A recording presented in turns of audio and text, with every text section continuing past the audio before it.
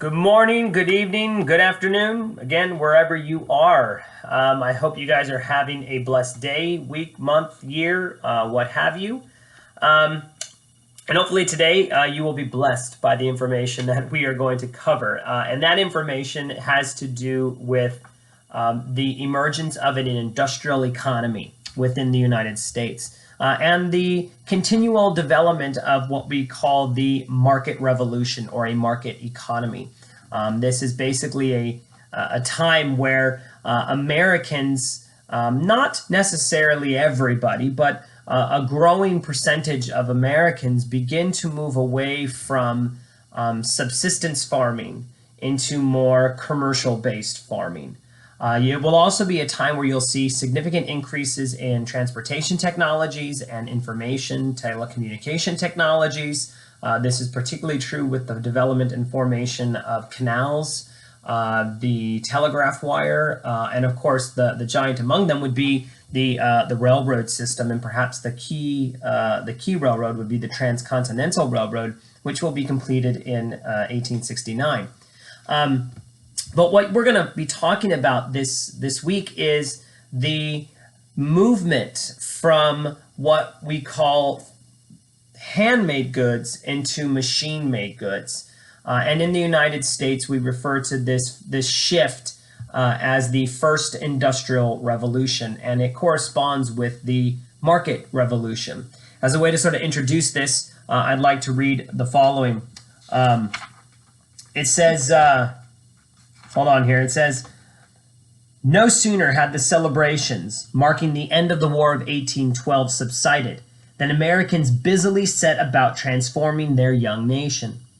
Recall, we went to war, we got off of war, we entered into that era of good feelings, and one of the things that I had made mention to you was that during that time, the United States begins to explode on the scene of industrial development. And that's why this is referring to the prosperity of the post-war 1812 period. It says, prosperity will return as British and European markets again welcomed American ships and commerce. It says, during the war, the loss of trade with Britain and Europe had forced the United States to develop more factories and mills of their own, spurring the growth towards industrial development. And one of the things that's really important to be aware of is that part of the reason, one of the main kind of pushes for the United States to begin a process of industrialization is the War of 1812 itself. I think I made mention of this before, but I'll say it again. We relied heavily upon British manufactured goods, and we traded with Britain for those goods frequently. But when we embargoed Europe and when we went to war with Britain in 1812, those goods were all of a sudden cut off. And so now Americans are forced to either do without or create and manufacture those goods for themselves. And that's the thing that we ultimately end up doing. We decide that rather than import some of these goods, what we will do is create them for ourselves. Now, we're going to see that this is going to have a profound impact upon the United States in many, many ways. But you will also see, as we'll talk about this, and we may have already made mention of it, but as the United States industrializes and as we begin to see more factories pop up, and most of these factories are going to take root in the New England states, Massachusetts, New York, for example. Early on in the 1815, 1816, up throughout 1820 or so, the South did begin to industrialize just a little bit, but the slave-based economy in the South worked so well for them that they did not find it necessary to reinvent their economy. So they continued to throw all their resources into slave-based agriculture, right? And with the advent of the cotton gin by Eli Whitney, although he himself did not invent the cotton gin, rather he improved upon an engine that already existed. But the cotton gin made slavery incredibly profitable. For folks who could have slaves and could afford slaves, the cotton gin made the desire to industrialize kind of a moot point. Why would we waste our time doing X, Y, and Z when what we're already doing seems to be very lucrative and productive? And so I say that as a means of demonstrating that when the Industrial Revolution and the market revolution, which those two things are not necessarily separate from one another, they're very much connected. But as those processes unravel, you really do begin to see the United States break into two sort of different economic sections. You got the more industrializing North, which is going to be punctuated by an increased amount of transportation technologies. You're going to see the North tend to focus more on textile manufacturing, that is the manufacturing of cloth and the production of finished goods with cloth. And the landscape will begin to be dotted by massive factories. Perhaps the most popular and the first of them would be Lowell's factory in Lowell, Massachusetts. By contrast, you go into the South and it's slave-based agriculture. You've got wide, sprawling plantations. Now, again, not everybody owns slaves in the South. A good percentage of folks don't. But these two kind of stark different economies begin to form because of this industrial development. Now, that does not necessarily mean that these two sections of the economy aren't connected. They very much are. And one of the stories that doesn't get told frequently enough is the reality that slavery in many ways created the capitalistic manufacturing economy that ultimately developed in the United States. And the reason for it is this: English factories and New England factories needed cotton in order to have their factories run, right? The base raw material that they needed to make their finished products was cotton. Now, the South produced cotton in mass, right? And they sold cotton to everybody. And so we have to understand that Northern merchants, Northern factory owners, Northern bankers, all of them contributed to the continuation of slavery because they needed and relied upon the cotton that the slaves themselves were growing. The South did not manufacture very many things. So the basic way that this would have worked is that the South would have grown the cotton. The slaves, of course, would have been the ones doing that. They would have sent that cotton up north, where then that raw material, cotton, would have been spun and transformed into a final product like a shirt. And then that shirt would have been sold back to the Southerners, oftentimes clothing the very slaves who cultivated the cotton initially. So there is a connection between these two economies. So don't assume that they're just isolated from one another. They're not. But they are relying on two very different philosophies. One is forced, coerced labor. The other is wage labor. Now, that doesn't necessarily mean that the wages were always high or that the work in these factories was always great. But nonetheless, that's what you got. But this Industrial Revolution, it really gets underway in the United States because of a man named Samuel Slater. Samuel Slater was a Brit. He was from England, and at the time it was against the law for the British to share any of their patents. They didn't want to share any of their technologies with the rest of the world, and the reason for it was this: Britain had begun a process of industrialization long before any other country in the world, and so of course they had a monopoly. Had they shared any of their information, that would have created competition. Well, Samuel Slater recognizes that this law is in place, but he does not want to stay in England. Instead, he wants to come over to the Americas, and in fact, he will do that, and he will set up a mill in the United States. But before he does that, he goes to work at a mill, at a factory, and he memorizes all the working components of these machines. And then he brings that information over to the United States and he shares it with the Americans. And so in many ways, America's Industrial Revolution really begins because of pirated technology. Now, of course, we will improve upon this and we will make our own inventions, but it sort of gets us going. And as we have new technologies, we are eventually going to have new systems of organization, systems of work, and that's when the factory system itself comes into place. And the factory system is basically this idea that instead of making a product in numerous people's homes based upon the labor of skilled artisans, instead what you're going to do now is you're going to bring all of that work into one building, a factory, and you're going to have machines who will be able to help make these goods. And therefore, you no longer need as skilled of artisans as you may have needed in the past, because now these machines are replacing the need for some of that skilled labor. And so what you can do is you can start hiring folks who are either semi-skilled or low-skilled, folks who you can basically take advantage of. In fact, some of the very first folks who were hired on at these earliest factories, particularly the Lowell factory, were women. This is partly due to the fact that you could pay women less, but also because there was a lot of women just sort of hanging around the farm towns in New England.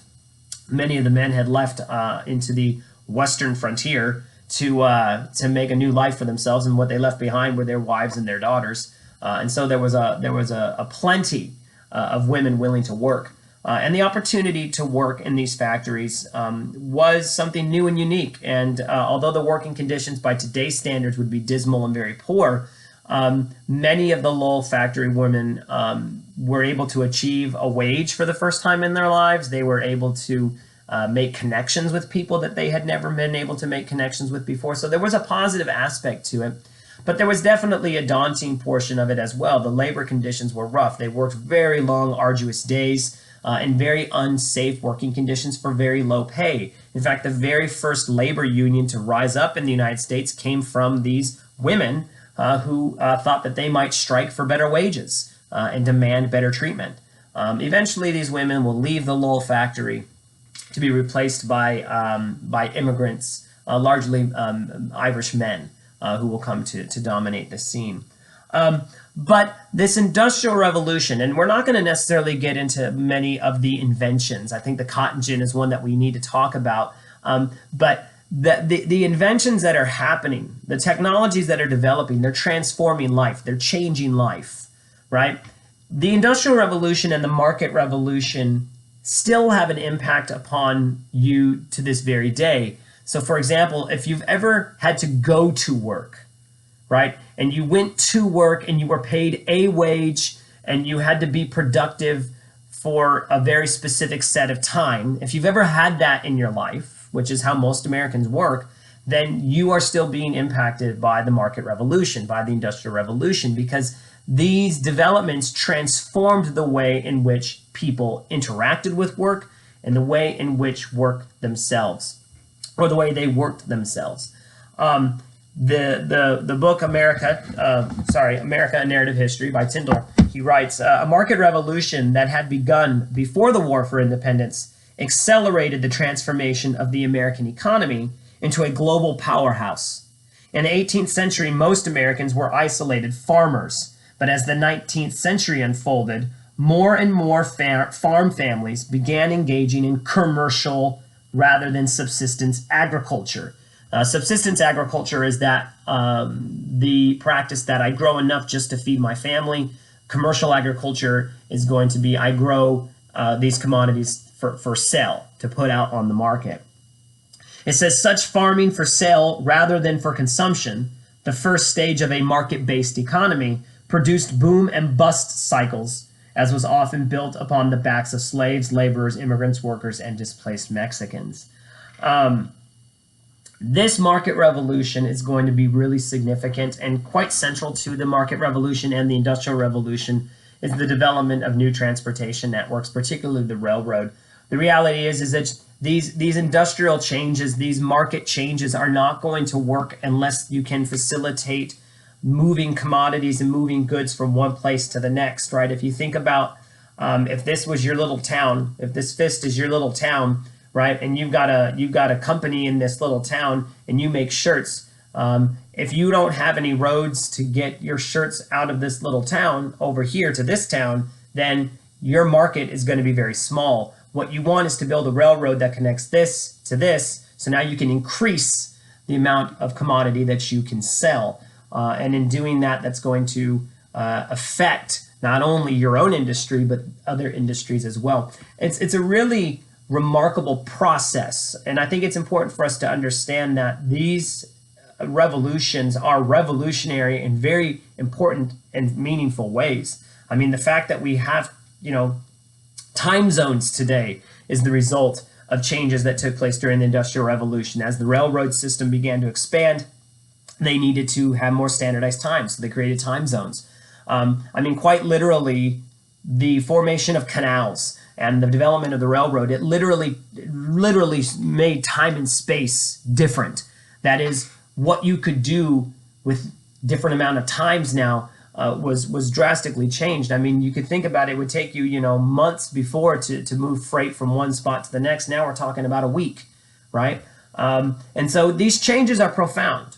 They're very, very important. And so this is kind of what we're going to be looking at this week, are these two movements. And I know that this lecture was a little bit all over the place, but I just want to give you a flair and a sense for some of what was going on during this time. Now, we historians refer to this as the first industrial revolution. There is a second industrial revolution that happens really after the Civil War, and where the first industrial revolution is punctuated by the textile industry, the second industrial revolution is going to be punctuated by a good deal more other corporations. You think of people like John D. Rockefeller and Andrew Carnegie and the Vanderbilt family. So it's a different industrial revolution in the sense that their focus on what they're making is different. But don't be mistaken. It's not as though there was a break in the industrial revolution between the first and second. Part of the reason why we call it the first and second is because we had this climactic civil war in between. And so historians like to delineate this thing, but recognize that this is a process that continued on pretty much throughout the entire 19th century. You're going to see industrial developments. And for those of you who are interested in looking at some of the new technologies, what's being invented, your textbook does an okay job in sort of talking about some of those inventions. So go ahead and take a look at that. But that should get us to where I think we need to be for today. So if you have questions or comments, always contact me. I'll get back to you. Otherwise, as always, go in peace, be warm and filled. May the force be with you. Live long and prosper, and may the odds forever be in your favor. Have a blessed week, guys.